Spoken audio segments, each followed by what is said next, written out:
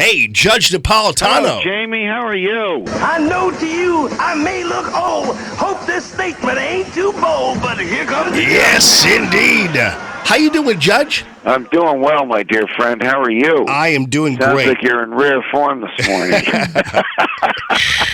Well, we're having fun, my friend. As much as this, we got tired of. We can crab all day long about a tweet from some lefty or a protest here and there or some commentator on MSNBC. But you know what? After a while, it just gets kind of old. And that's their problem, is that they're becoming people who are just now wallpaper as opposed to people with any kind of real, true message. Well, I'm not sure who you mean, but I'm familiar with the argument that I came in on the tail end of, which is the complaint about not enough spending on all kinds of goodies that the federal government is accustomed to giving out. You know, I really come from a very small world here, and that says that the Constitution means what it says. And just because Barack Obama has given away goodies in the form of health care doesn't mean that health care is the obligation of the federal government. If the states want to amend the Constitution to add an amendment to say it shall be the positive affirmative duty of the federal government to provide for health care, then they can do that. But in the absence of it, it is not the federal job to do it. And I am sick and tired of Republicans who have drunk the Kool-Aid and say, well, we'll do it. We just won't do it in as offensive and inefficient a way as Obama did it. So for 230 years, the country operated without the federal government providing health care because there's no obligation to do so. There isn't even the authorization to do so under the Constitution. So I have this bone to pick with these do-gooder, goody-two-shoe Republicans who think they have to come up with a provision of health care to substitute for Obamacare. Let the free market do it. Let the insurance companies sell whatever insurance policies they want and keep the government the heck out of it. We have a constant argument. You and I have talked about this before, and it's this constant tension between the Hamiltonian view of promoting the general welfare and the Madisonian view of promoting leaving people alone. Right. Right. But you know, there's one thing that they agreed on. In this case, it was Hamilton and Jefferson. Jefferson on the Madison side. It's odd that they agreed on this, and it's very true. And that was when the public realizes that the public treasury has become a public trough, they will only send to Washington people who will promise to deliver as much of the trough as possible.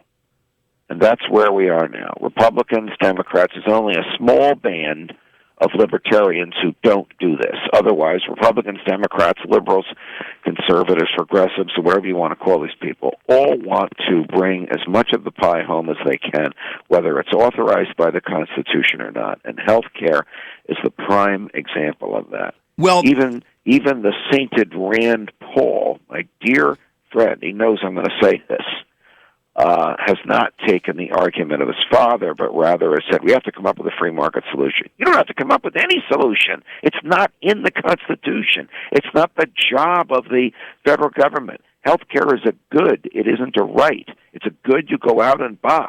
If you can't afford it, you find some way to get it.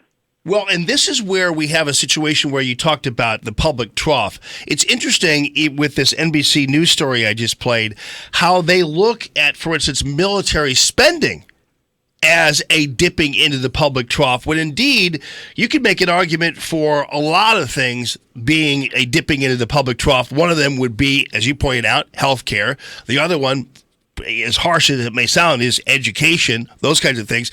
But one thing nowhere in the Constitution. Right. But Ron Paul was right. We don't need a Department of Education. I happen to like Betsy DeVos very much, but she should put herself out of business. What do we need the feds telling us how to educate children for? But military spending is not a luxury. I mean, and that's the way the media is looking at this. When President Trump suggests spending on the military, they're comparing it to him going, oh, see, there's the rich guy spending everybody's money, blah, blah, blah, blah. It's like, you got to be kidding me. I think they spend too much in the military, but it is at least constitutional. It is at least in there, and he has the discretion, not me. He has the discretion to decide how much he wants to spend. It was interesting, though. Those two characters, John McCain and Lindsey Graham, blasted him for not spending enough. He's increasing the military budget by $54 billion, and to them, that wasn't enough money.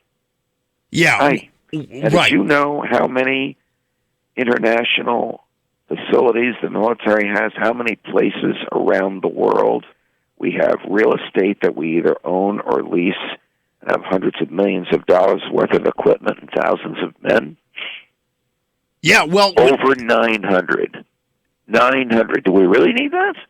No, that's... That many hot spots? Yeah, waste is an issue. I understand that, but once we get through... I mean, you don't want to sit there and spend money on top of wasteful spending, but every indication I'm getting from the president is that he's on top of it. I mean, you got a guy who's tweeting about the cost. I have discussed this with him personally. He really wants to modernize. He's offended by the absence of high tech, that we have so much stuff in storage which is obsolete. We're paying for the storage and we're paying for the maintenance, and we can't even use it. On that, I agree with him. He wants to sort of burst the bubble, get rid of the old stuff, and replace it with new.